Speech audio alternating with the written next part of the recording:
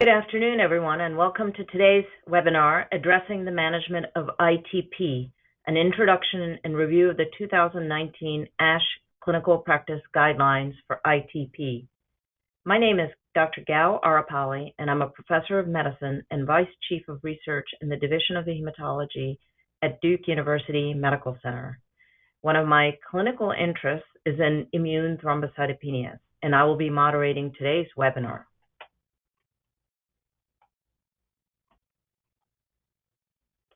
The Foundation for Women and Girls with Blood Disorders mission is to ensure that all women and girls with blood disorders are correctly diagnosed and optimally managed at every life stage. To this end, we aim to provide education to healthcare providers on the medical consequences and unique issues for women and girls with blood disorders. Since its inception, the Foundation has focused on realizing its vision through these objectives: to build awareness about the unique needs of women and girls with blood disorders, to provide education and training of excellence for healthcare providers, to encourage successful collaboration and coordination of care between hematologists and reproductive health specialists, to link providers to turn good practice into best practice, to translate and disseminate provider information and research, and to educate and support the next generation of healthcare providers caring for women and girls with blood disorders. We have a renowned, engaged board with deep expertise in treating women and girls with blood disorders.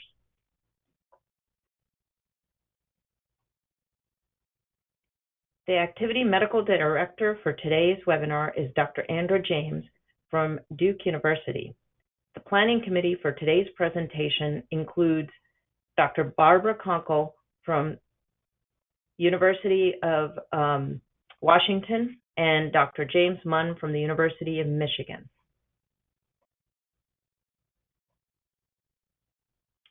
In support of improving patient care, this activity has been planned and implemented by Creighton University and the Foundation for Women and Girls with Blood Disorders. CME will be provided to physicians and nurses, and a follow-up email will be sent to attendees explaining how to obtain CME CE credits after the webinar. In order to claim your CME CE credits, complete the pre- and post-test questions online survey from FWGBD, and a certificate will be emailed. The link will be provided to you in a follow-up email that will be sent automatically from GoToWebinar. This activity is being supported by an educational grant from Dova Pharmaceuticals. In accordance with Creighton University Health Sciences Continuing Education Policy, the Faculty and Planning Committee for today's webinar have disclosed any significant financial interests or other relationships of interest relative to the topics that will be discussed during the program. Such disclosures allow you to better evaluate the objectivity of the information presented in this lecture. You may learn more about this at the Foundation's website, fwgbd.org.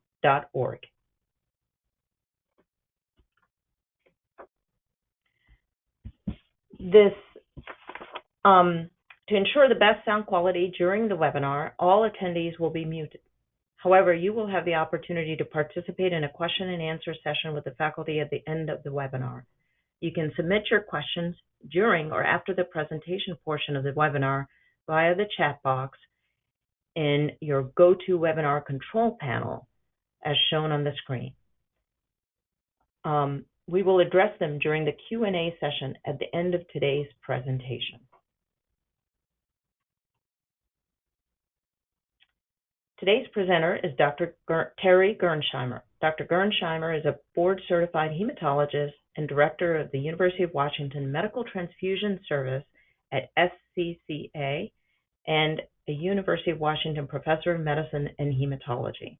Much of her clinical research has been conducted on ITP and its patient impact.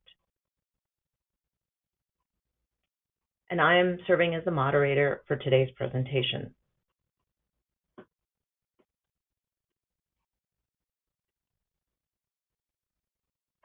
Next slide. I'm having trouble.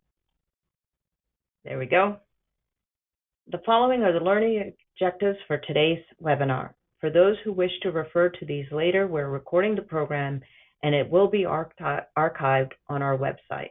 In the interest of time, I am not going to read through these learning objectives, which will be covered in detail by Dr. Gernsheimer today.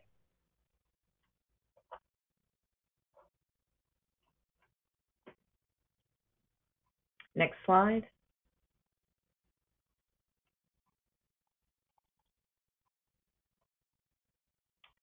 There we go. So before we begin, we'd like to do a quick poll to see how many people are joining us today with others. Please take a moment to answer the poll question on your screen. The poll is now open, and we have about 45 seconds to complete it. So please go ahead and click on your screen.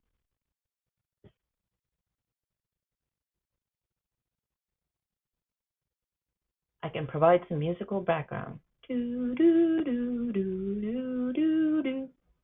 Do, do, do, do.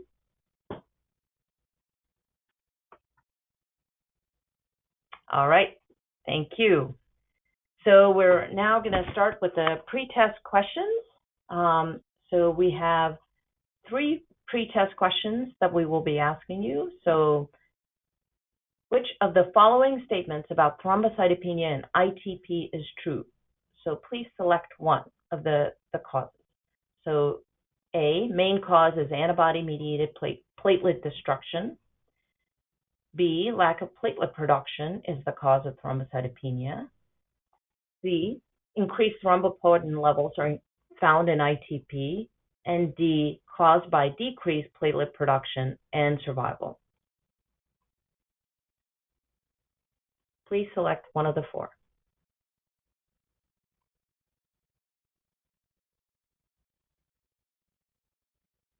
Okay, we'll move on to the second pretest question number 2. Adults with newly diagnosed ITP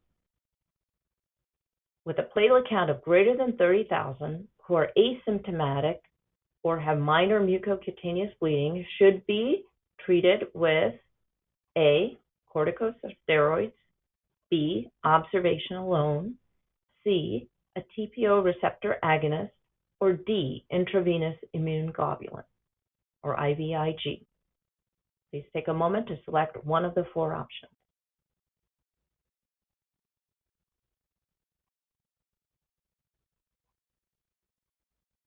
Great.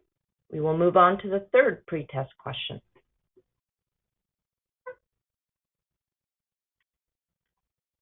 What should be considered regarding thrombocytopenia in pregnancy?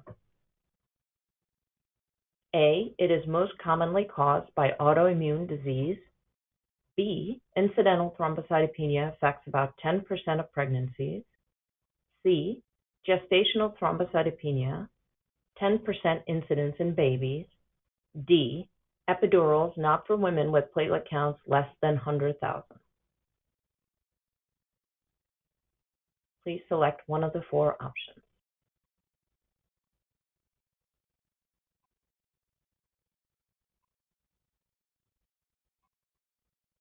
All right, that's great. So these questions will be addressed during Dr. Gernsheimer's talk, and we will now like to turn the call over to Dr. Terry Gernsheimer. Thank you again for hosting the webinar today. Gal, thank you so much for this introduction. I'm going to just back up these slides if I can. All right. I am going to discuss some off-label drug use today. So I've just got a list here of multiple agents that have been used in ITP that have never been necessarily approved for ITP despite really wide use. I wanted to just really first talk about our best approach to thrombocytopenia. I think that rather than ever jumping to a diagnosis of ITP, we have to approach it as we would any other abnormality that we see in blood, taking a thorough history, doing a good physical examination, not only getting a complete blood count, but but examining the peripheral blood smear. And the reason why that's so important is what is reported out is not necessarily what is there. And I want to first mention pseudothrombocytopenia, which although rare, it is not that uncommon. And it's very important that somebody take a look at the blood smear and make sure that there is no clumping.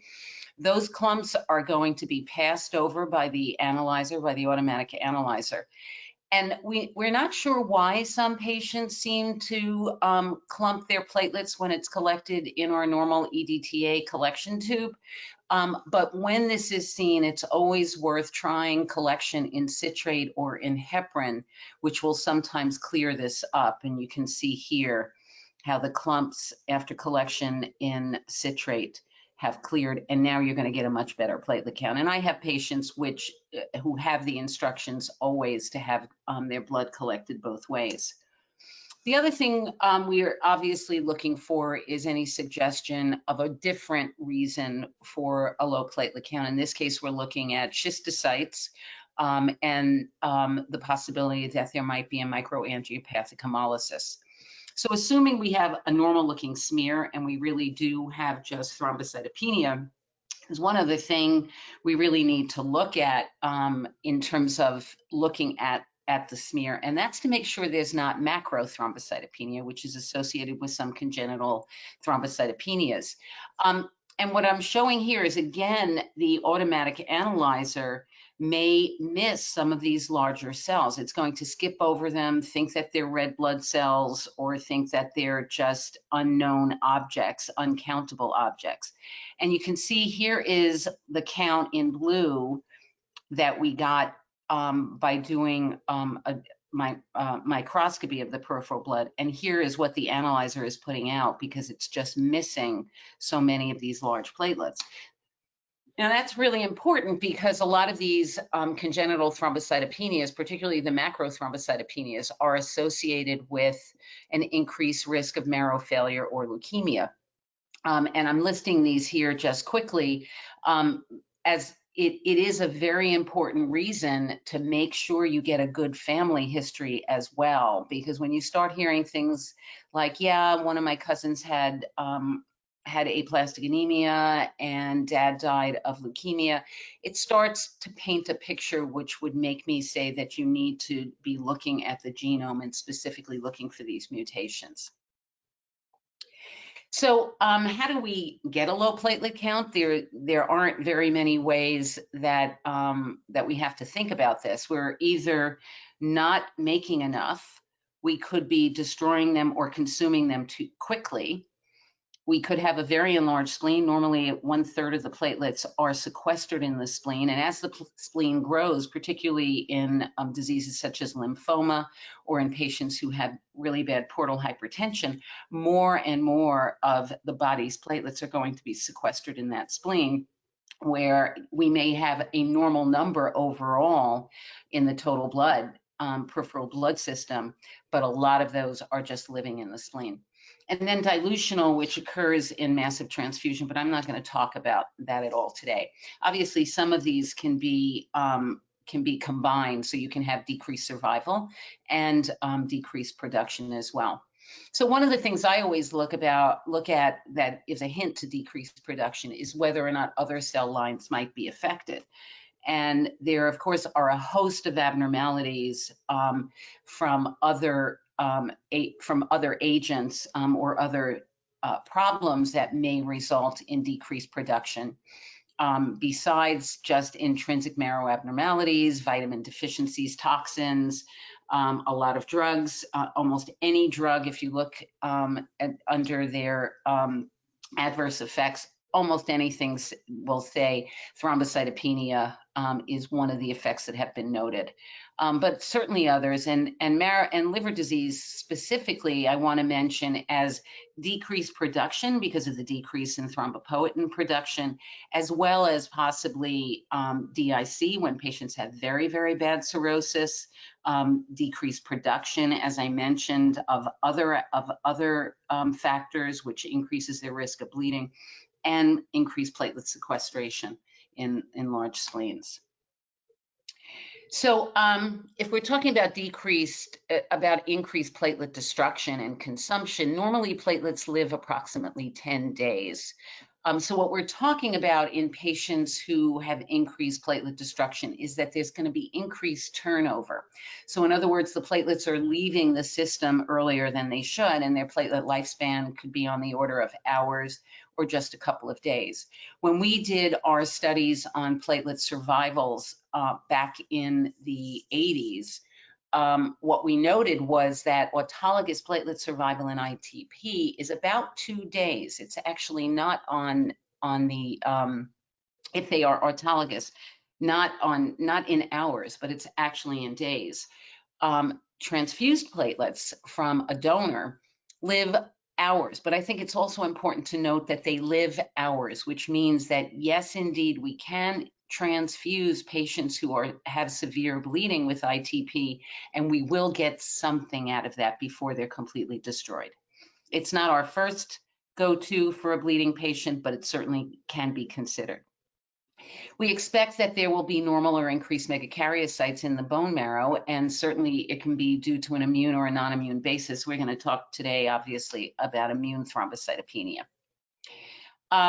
So autoimmune thrombocytopenia can be primary, which we call ITP. The term idiopathic has kind of been dropped because we know that it's due mostly to antibody production and direct T cell toxicity of both megakaryocytes and peripheral blood platelets. So there is decreased production as well as increased destruction. A lot of autoimmune thrombocytopenia is associated with other disorders, and we refer to these as secondary. And many of us think that if you look hard enough, you will almost always find some other abnormality. But these are the ones that we generally are thinking of when we're looking for ITP. I'm not going to talk about drug-induced autoimmune thrombocytopenia or immune platelet destruction today, nor alloimmune destruction, other than to just mention those are other immune causes. So I am going to review as much as I can of all of the updated platelet guidelines. In the last year, or I guess 2, there have been updates not only to the ASH guidelines, but to the International Consensus document, which includes experts from not only the United States and Canada, but Europe, Asia, and Australia, as well as the German guidelines and the British guidelines. So I'm referring here to the international consensus, but pretty much this was agreed to by all of the international guidelines. It was not addressed as thoroughly by ASH. We still recognize this as a diagnosis of exclusion. I talked about how important a history and a physical examination, and indeed a family history is. The importance of blood counts and specifically peripheral blood examination. Many of the guidelines do suggest testing patients for Helicobacter pylori infection, to do it by breath test or stool antigen. This is much more common in certain areas and more likely to respond in certain areas. We find that in places in Europe, like Italy, there are good responses. There are poor responses in New York. There have been pretty good responses in Southern California. We think that this is probably regional and due to regional differences in the bacteria. My feeling about it is it's always worth testing. Nobody needs to have this bacteria growing in their belly anyway, and so treating is kind of a freebie. If it works, that's just great. We do recommend testing for not only HIV, but for hepatitis, testing for quantitative immunoglobulins, even in adults, even without a history of infections in childhood, as frequently quantitative immunoglobulins may be dropping. And we want to know this before we start looking at immunosuppressive therapies. Or things like taking out a spleen, whereas we may be making somebody even more immunosuppressed in addition to their baseline. We do recommend doing a Coombs test or a direct antiglobulin test just to see whether or not there may be Evans, even if the patient is not currently hemolyzing. And we may do some testing in selected individuals, but antiplatelet antibodies are not recommended, as the testing in most labs are really not very good.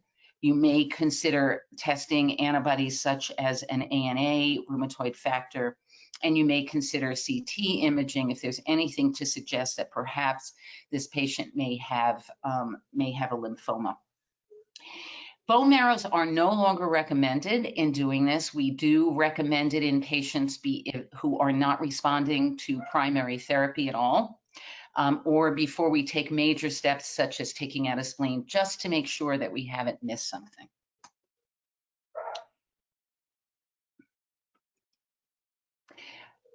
I just always have to show this slide. This was the first patient that I ever saw with ITP. It was when I was a third-year resident. And I love to show the beautiful megakaryocytes that she had. She actually had Evans syndrome, and if you look closely, there's a real erythroid burst here as well. So she had severe hemolytic anemia as well as autoimmune thrombocytopenia.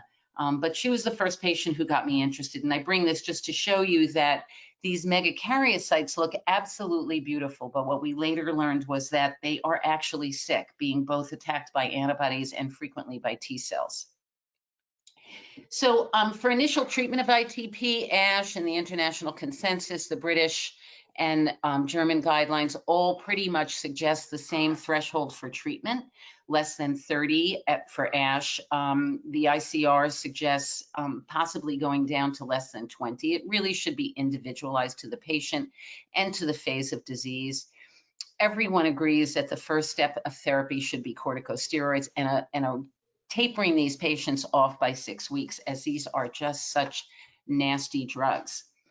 The first line treatment, if corticosteroids are contraindicated, should be IVIG or anti-D where it is available. It's not available any longer in Europe for this treatment. And emergency treatment should be IVIG plus corticosteroids. And there we're talking about patients who have very severely low platelet counts, who perhaps may need hospitalization and a rapid increase in the platelet counts. The ICR and other guidelines also recommended other things that can be done. First of all, recommending that the corticosteroids be given IV, that they be high dose, that platelet transfusions be given for severe bleeding, such as intracranial, and that antifibrinolytic drugs, such as tranexamic acid, can be used for bleeding. For patients who have persistent ITP, meaning greater than 3 months by the ICR definitions, we still agree pretty much that less than 30,000, again, individualizing for the patient who may be either on anticoagulants or who also may have other risk factors. But I think the big thing here that is really driven home is to minimize the toxicity by many of these guidelines. Now, if a patient cannot come off the steroids, or the steroids are just not getting us where we want to be, and again, the steroids should be discontinued by 6 to 8 weeks. We need to talk about subsequent therapy, and this should be absolutely discussed with the patients. What has really changed here is that splenectomy is pushed way down in all of the guidelines. And what's pushed to the forefront now is TPO receptor agonists in all of the guidelines before rituximab, unless the TPO receptor agonists are for some reason refused, or if for some reason they're contraindicated. ICR included Fostamatinib, and I'm going to show you some data on that. They do indeed have the indication for ITP, but it was not felt to be a good upfront drug by ASH. And I'm kind of on that same side, and I'll show you why when you see the data, but certainly it can be used. And then there are a lot of other agents. There should not be any line between these. This was something that everyone agreed to. Once you start getting below these accepted therapies, we're looking at all of these. And if you take a look closely, you'll see I listed them in alphabetical order because we don't have a reason to suggest one versus the other than experience. None of these have gone in head-to-head trials. I do want to mention that vinca alkaloids are very short acting, that danazol is generally not very popular with women, and that TPO-RA switches actually do work. And not only that, it's important to understand that sometimes TPO receptor agonists don't work until you add just a little bit of steroids, and it's usually a tolerable amount of steroids, like 5 milligrams a day. So if they're not working and you've reached the maximum dose, even if the patient has never responded to steroids, it might be worth adding it. But we've certainly seen patients who don't respond to one TPO agonist, receptor agonist, and then respond to another.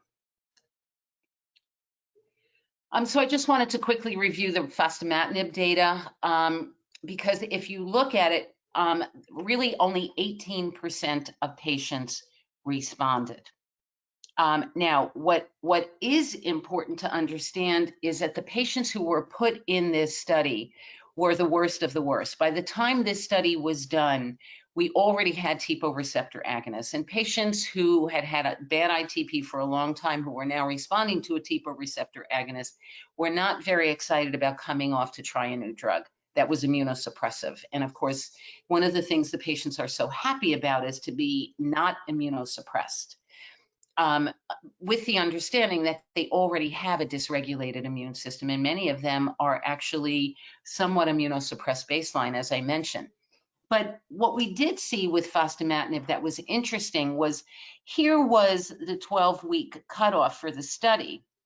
But if some of these patients were continued to be followed, they actually started increasing, even if they didn't make the baseline after that 12-week period. So it is worth looking at some patients, and as they followed them further out, because some patients felt that they were having less bleeding, they found that some of the non-responders, and you can see those, these non-responders here, they were later found to actually start to respond. So it is worth trying.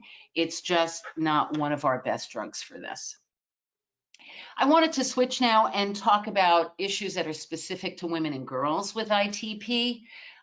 This is one of my areas of interest. I did also borrow some slides from Dr. Michelle Lambert, who is a pediatrician and very interested in adolescence as well.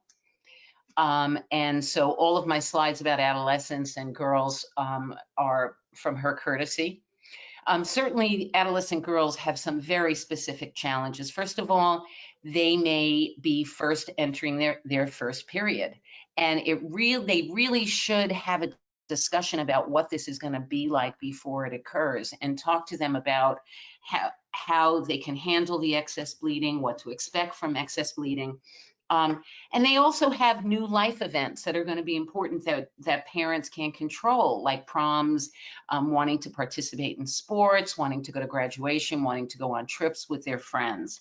So the first thing that I'd like to talk about is abnormal uterine bleeding in these girls and young women. 20% of adolescent girls that have menorrhagia actually do have a bleeding disorder. And of those girls, almost a fifth of them have thrombocytopenia. But fixing the platelet count may not be the best treatment for them. We may not want to treat to raise that platelet count into 60 or 70,000 or even 100,000 to have more normal bleeding. It may be that hormonal therapy may be better for them and cause less problems for them in the end. So what we generally say to these girls is your period should last less than 7 days, and how many pads or tampons they should be using. Because if they have mothers who had very heavy bleeding, they start thinking, oh, well, this is normal, or, it's normal for them. And it's very important to really take a good history and figure out exactly what's happening. So again, hormonal therapies are going to be first line. Estrogen can make the bleeding better. For some girls, it can make it worse. And welcome to COVID and barking dogs in the background.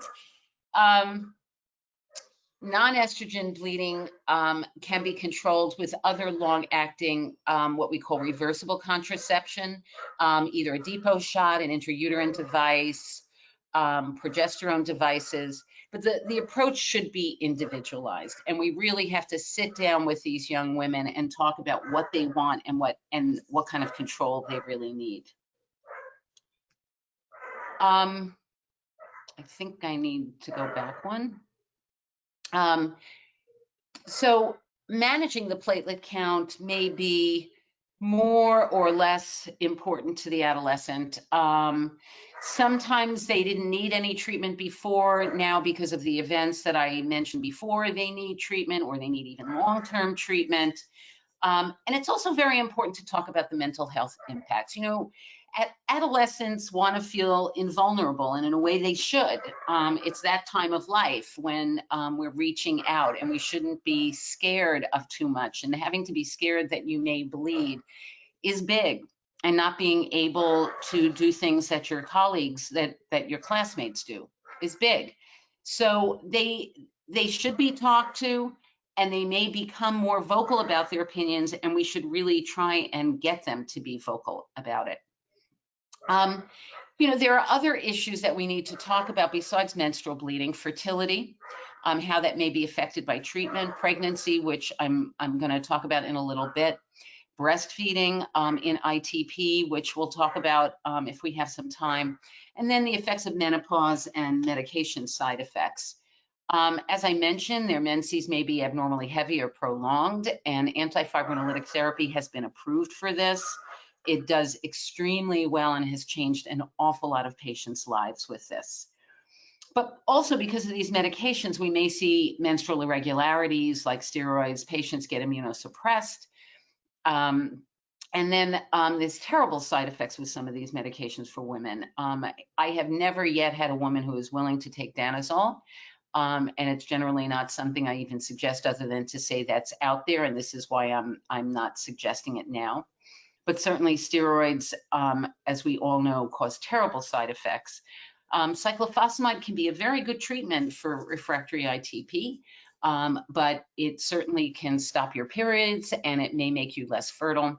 There's hair loss with many of these treatments, even with some of the TPO receptor agonists, dry skin.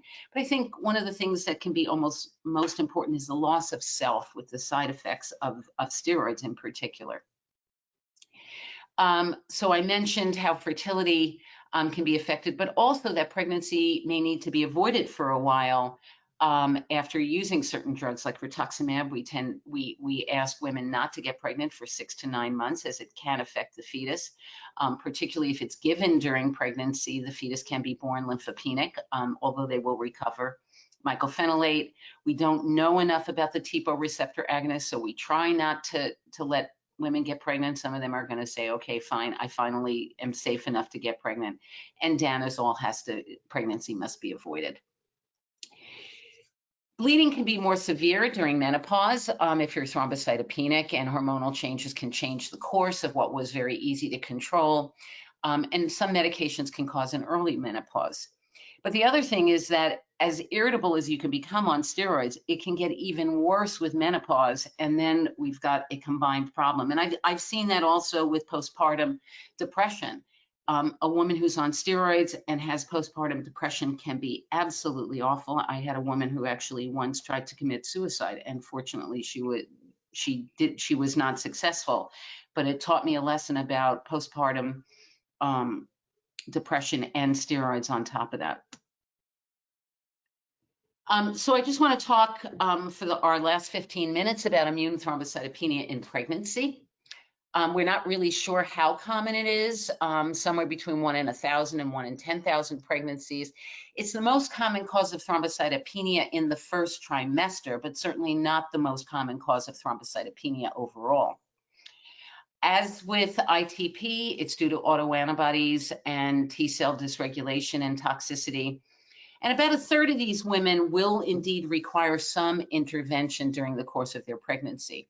But what the woman is almost always most interested in asking is my baby going to be affected? They start not caring about themselves. They want to know that their baby is going to be okay.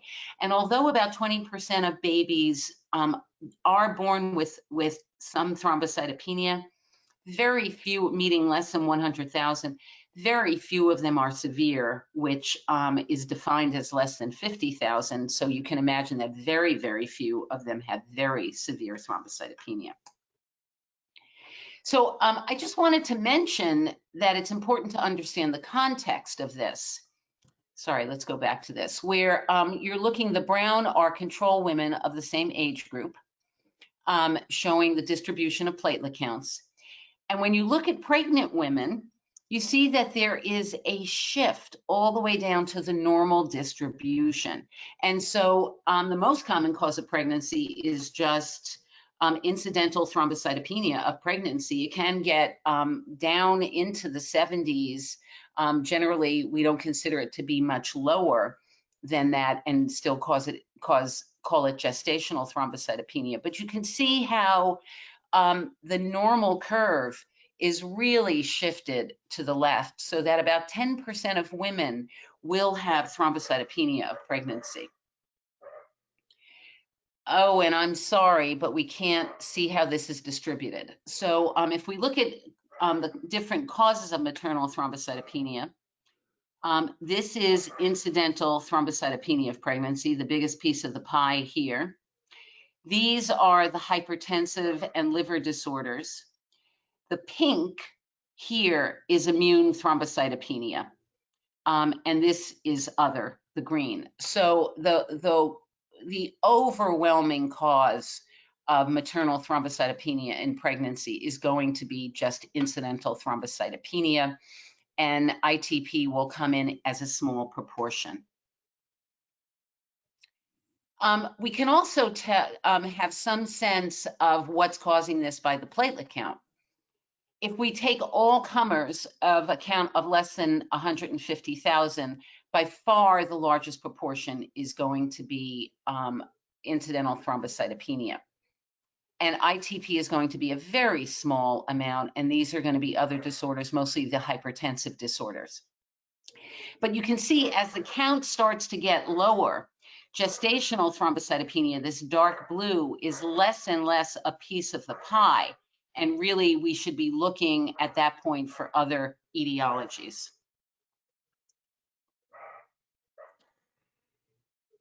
So if we look at causes of pregnancy-associated thrombocytopenia, if it's isolated, again, gestational is going to be the most common, and ITP will be next, whereas drug-induced, we have to be thinking about congenital, and we have to think about type 2 von Willebrand's disease.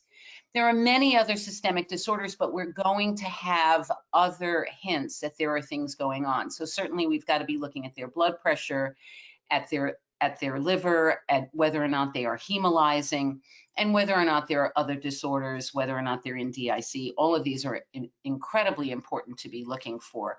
But if it's really isolated and it's a count less than 70,000, I think we know we're looking at ITP, particularly if it's early on. The diagnosis is going to be the same as in other disorders, except, of course, looking for the other disorders that may be specific to pregnancy. So again, a history of physical, but here we're looking for the timing, the first and second trimester being most common, and the presence of these other abnormalities. I won't go through this, as again, it's really the same as we would expect in any evaluation of thrombocytopenia, particularly for ITP. And so let's move on to the management of ITP in pregnancy. Some of the obstetricians will be a little bit nervous about going down to 20 to 30,000, but our first indication, our first therapy is going to be steroids. And so we really hate to be doing that early on and causing increase in blood pressure, in blood sugar, and in weight gain. So we treat them really if they're symptomatic, if they're less than 30,000, or if they need any procedures done. As they approach delivery in their third trimester, we monitor them much more frequently. Here, we want to be using the lowest dose of steroids possible to keep them safe. In the third trimester, we're watching to see whether or not they're starting to drop and whether or not they're going to deliver at a time when they might be thrombocytopenic. The first line therapy is always going to be corticosteroids and IVIG. we may have to combine these in patients who are more refractory.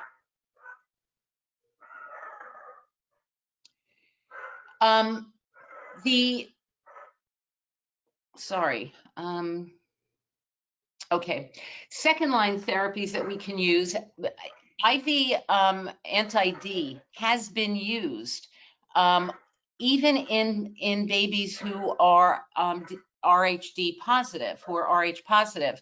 And interestingly enough, these babies are not born thrombocytopenic. But that's, I think, something that best be left to really, we're in a lot of trouble here and we don't know what else to do. Splenectomy is rarely performed, best performed in the second trimester because of the size of the gravid uterus, because of anesthesia. And honestly, in 30 years of treating these patients, I've never had to do that.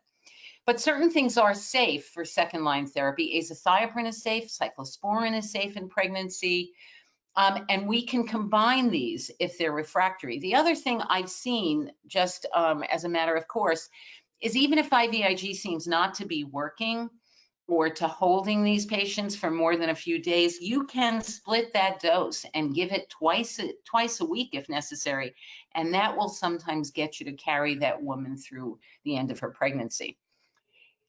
Other immunosuppressive drugs should not be used. Rituximab, only if you're in trouble, because as I mentioned, it's an antibody. It will get across the placenta. The babies will be born lymphopenic.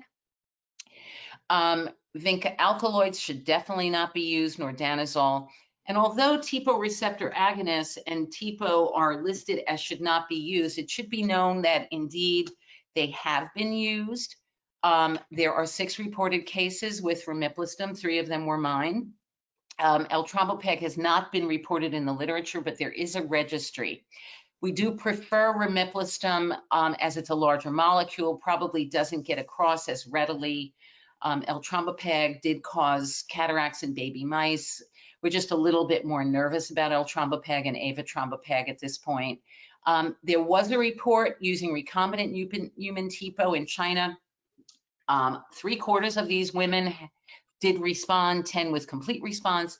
In all of these, there have never been reports of any problems in the patients or the newborns, nor extremely high platelet counts in the newborns.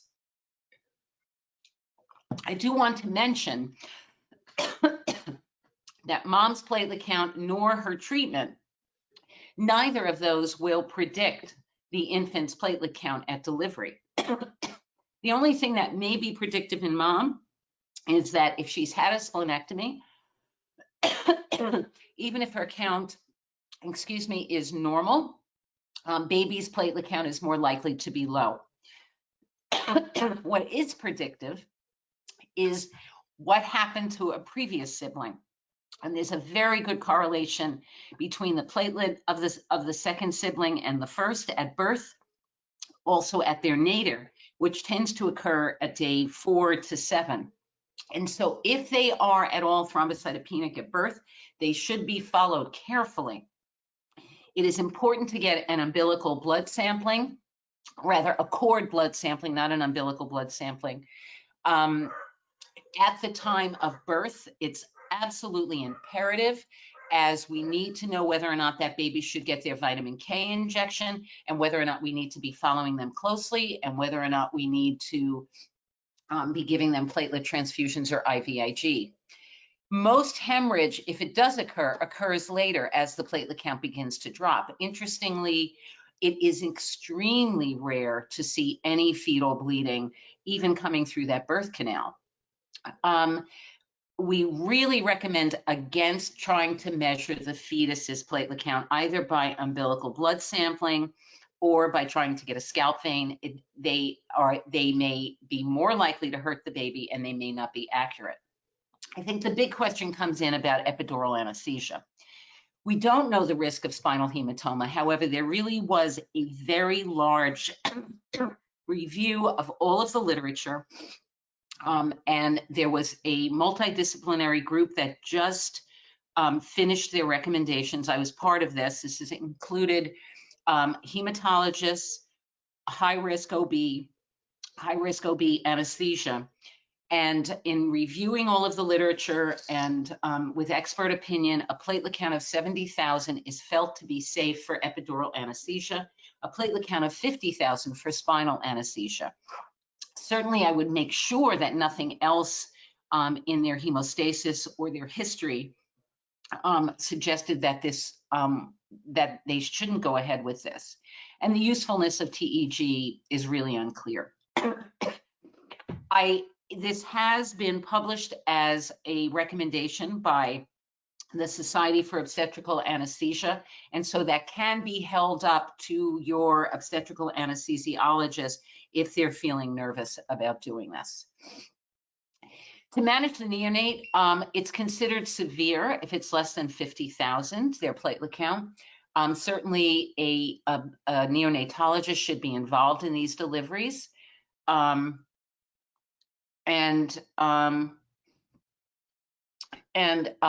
mortality, though, which is what mom is really questioning, and the intracranial hemorrhage rates are extremely low, lower than the rates of trying to measure these counts.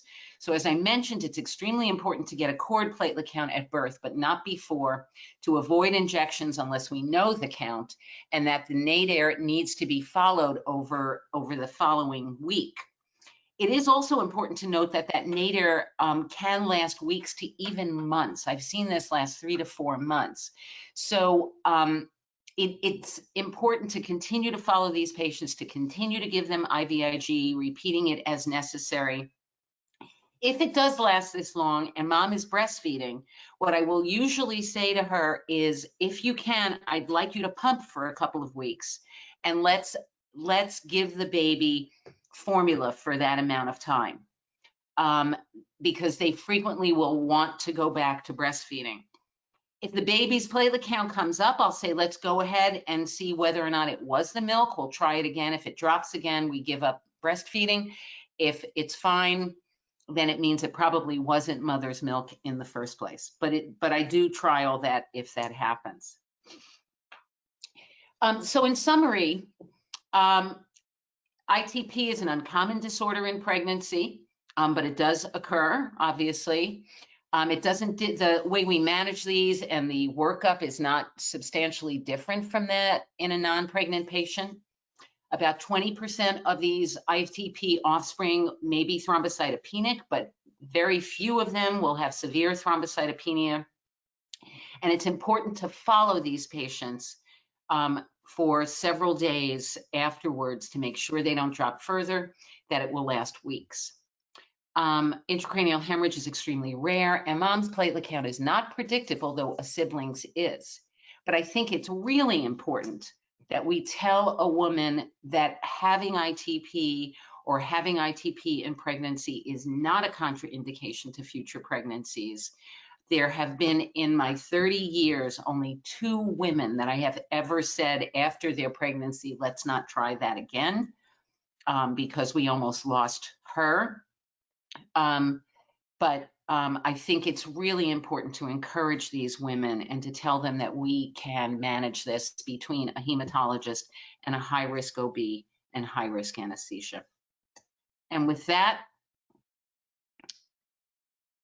I would like to welcome all of you. Sorry, let's see if I can get back to that slide. To Seattle when all of this is over. The Platelet Disorder Support Association will be having its annual meeting in Seattle next year. It was planned for this year. I hope all of you are well and safe and resilient. Thank you very much for your attention.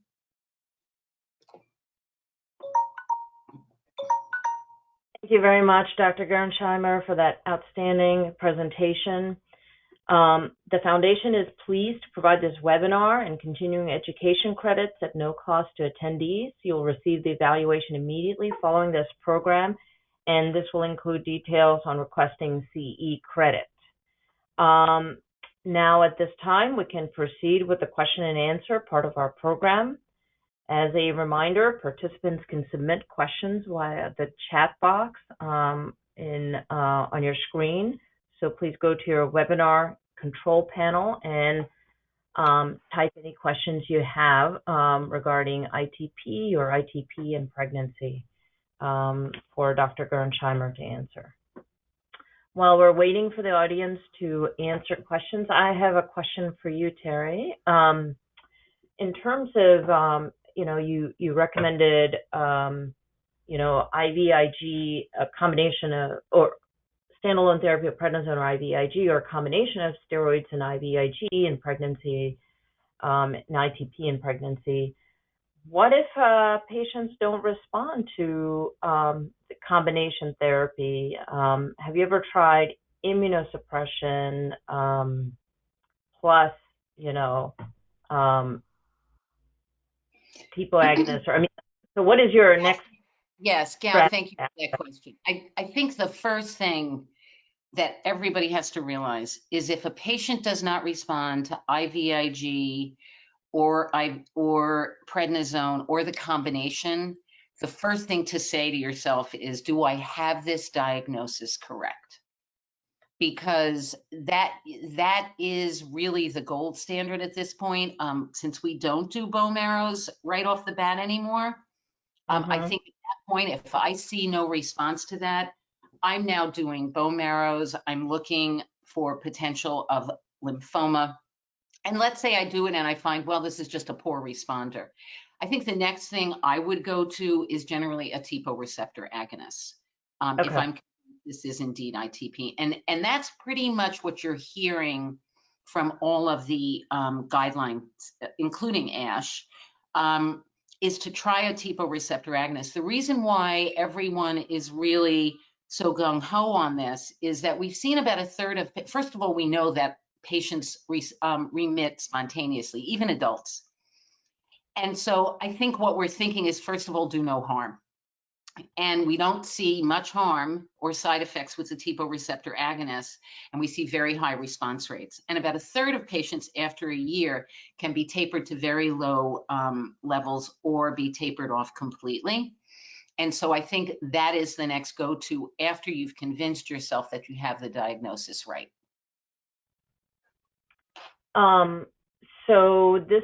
Thank you for that. I have a question that's very related to the one that we just discussed.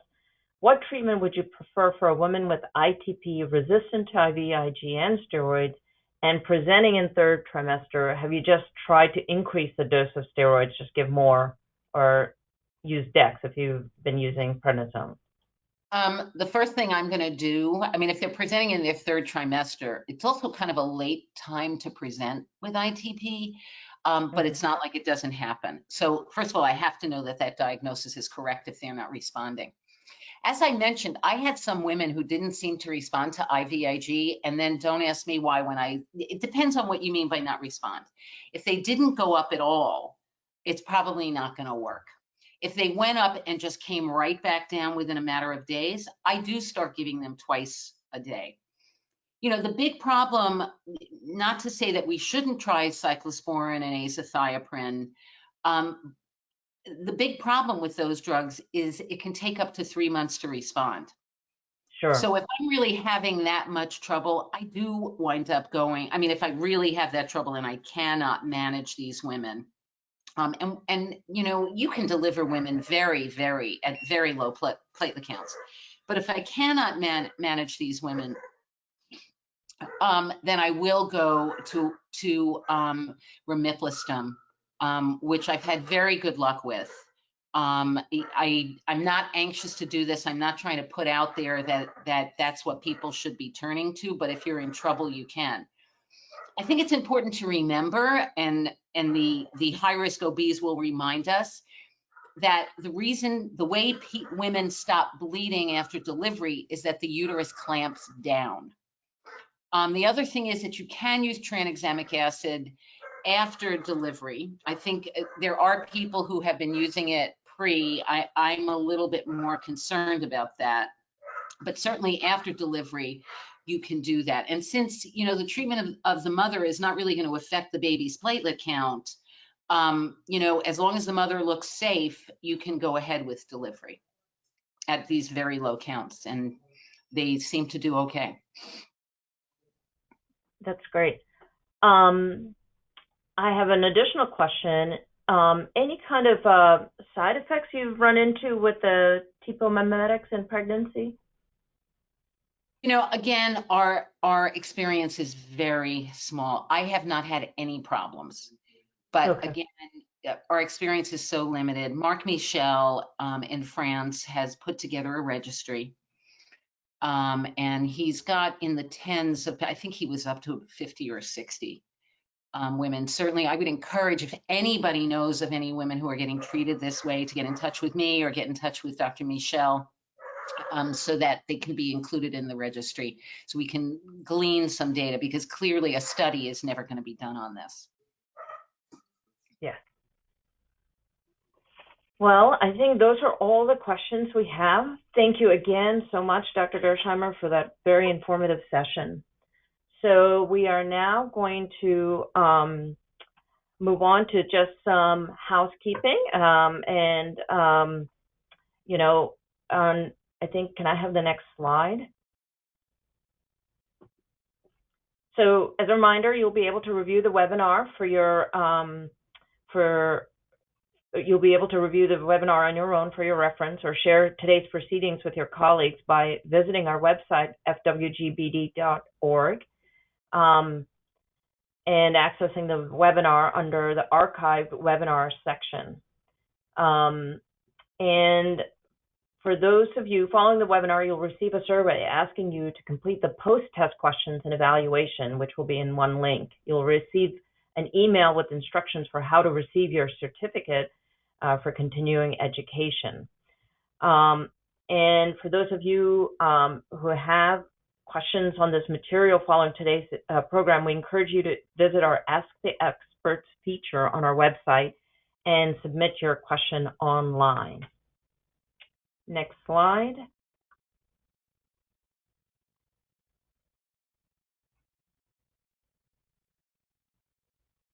One more slide. So on September 24th and 25th, we're very pleased to announce a national conference by FWGBD, and it'll hold this conference virtually. We have a terrific lineup of speakers, as you can see on this slide, and it's free for all FWGBD members. So please visit our website again under conference to get additional information on this national meeting. Next slide. We also want to advertise our upcoming webinar. Please mark your calendars for the webinar on addressing the use of long-acting reversible contraception with special considerations for use with young women and women with heavy menstrual bleeding.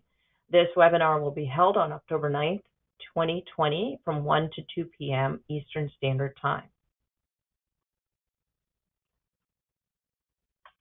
And that's all for today. We all thank you for attending our presentation today, and we look forward to your future participation in our foundation programs.